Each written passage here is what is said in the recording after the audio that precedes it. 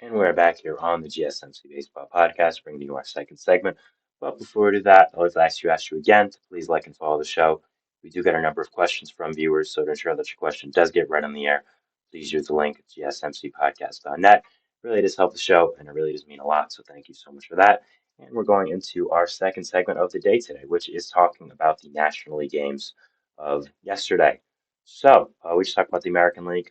Again, it's cut a little short because of some audio difficulties, but I still wanted to get it out there. So yeah, we'll be talking about the American League game, the National League games now. Sorry, there will a little bit more of that, a little bit more action as well. So it's probably going to be a little longer. So we'll be talking about that, and yeah, let's get straight into it. So for the first game we have is a late game in the late window. Started at 9:45 for the East Coast, where I am. It was Mets and Giants. Mets going to San Francisco after winning a series versus the Dodgers, but they did drop the last game of it. So 2 out of 3. So we'll be seeing how they do here against another NL West team in San Fran, continuing their West Coast road trip. For the bottom of the second, Nick Ahmed would hit a RBI single, two-score Mike Conforto and Jorge Soler, one former Met and one guy who was rumored a lot with the Mets. So both would come home on this Nick Ahmed RBI single. Then in the bottom of the third, Matt Chapman would hit an RBI double, two-score Wilmer Flores, another former Met, and Jung Hoo Lee to make it 4-0. Pete Alonso would get the Mets on the board, though, in the top of the fifth with a solo home run to make it 4-1. But Mike Conforto, Pete Alonso's former teammate, would hit his fifth home run of the year to answer right back to the Giants, making it 5-1. Top of the ninth, a wild pitch by Camilo Duval would score Brandon Nimmo and move Francisco Lindor to third to make it 5-2 San Fran.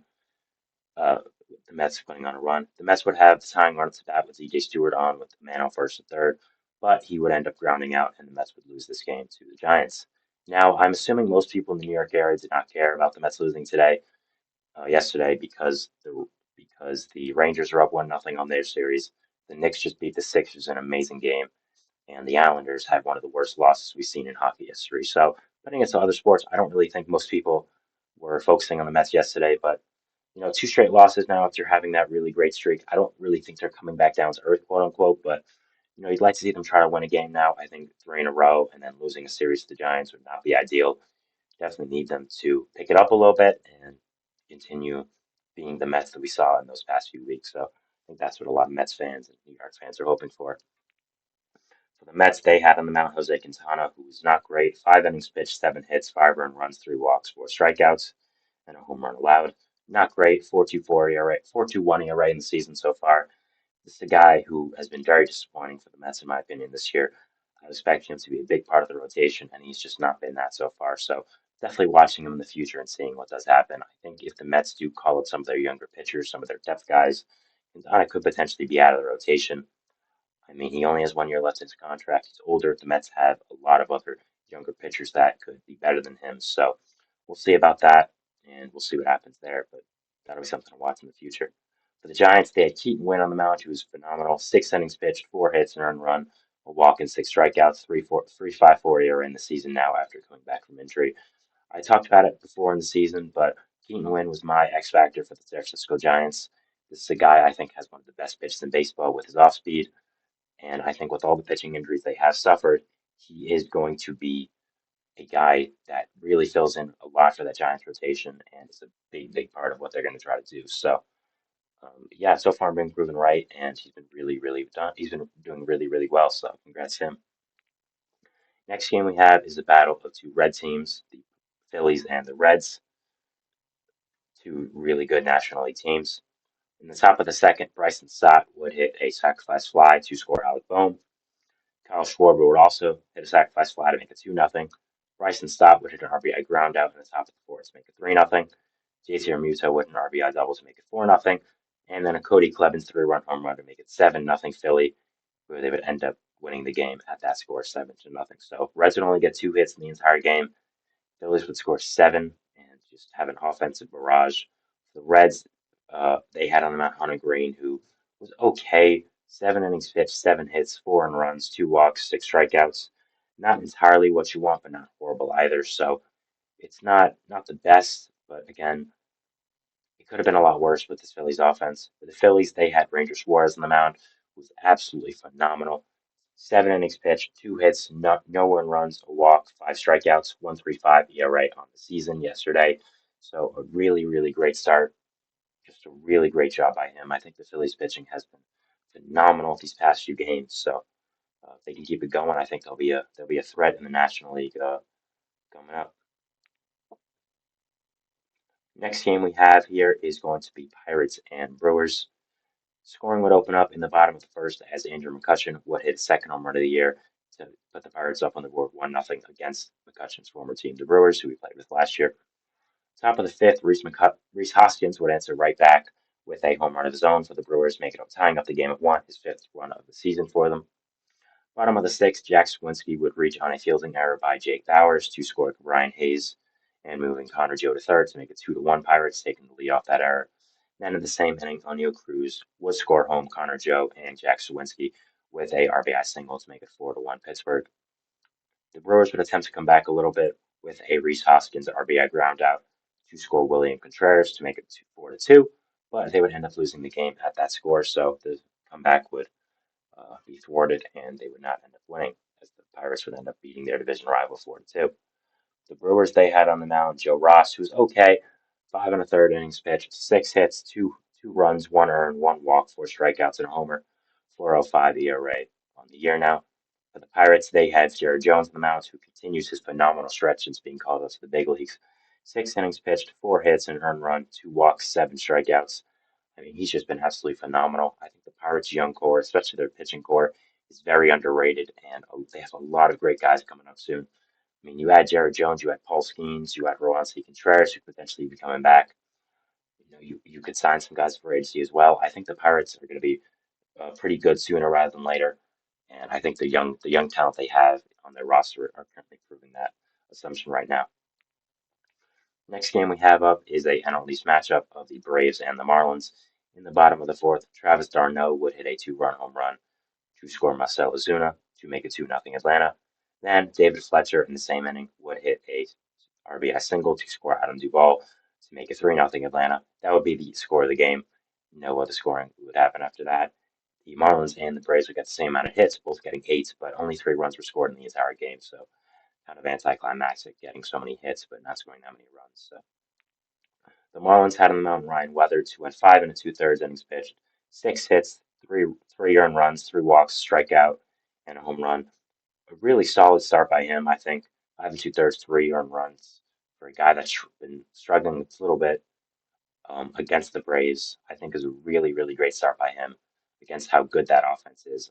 I'd be happy if I was a Marlins fan. For the Braves, they had Bryce Elder, who was really great. 5 2/3, 6 2/3 innings pitched, 8 hits, no earned runs, no walks, 4 strikeouts. He's yet to give up a run this year. So um, that was his first start of the year, actually. So that makes sense that he wasn't giving up a run the entire year. But um, yeah, a really great start by him. I know it is the Marlins, but at the same time, still is a major league roster. They still have a lot of good guys on that team. Brian De La Cruz, Luis Ariz, Jazz Chisholm, Avi Garcia, maybe 3 years ago was pretty good. So I think a really solid start by Bryce Elder there, and I think a guy that is going to be really clutch for the Braves' depth going into the future. Next game we have here to talk about is going to be Diamondbacks and Cardinals. We move into the top of the second here. With the scoring would start with a Eugenio Suarez RBI single to score Jack Peterson to make it 1-0 Arizona. Then Ketel Marte would hit a sacrifice fly to score a Eugenio Suarez to make it 2-0.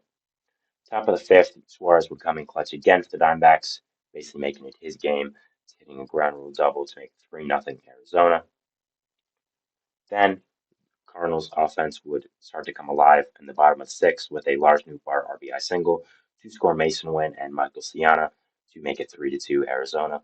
Paul Goldschmidt against his former team would tie up the game, only his second home run of the year. He has really, really been struggling so far, making it 3-3. So hopefully that home run can get him going.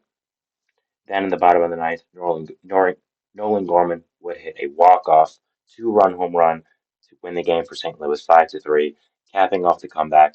A really great win for this Cardinals team that has really, really been struggling. But again, I think this offense has a lot of potential.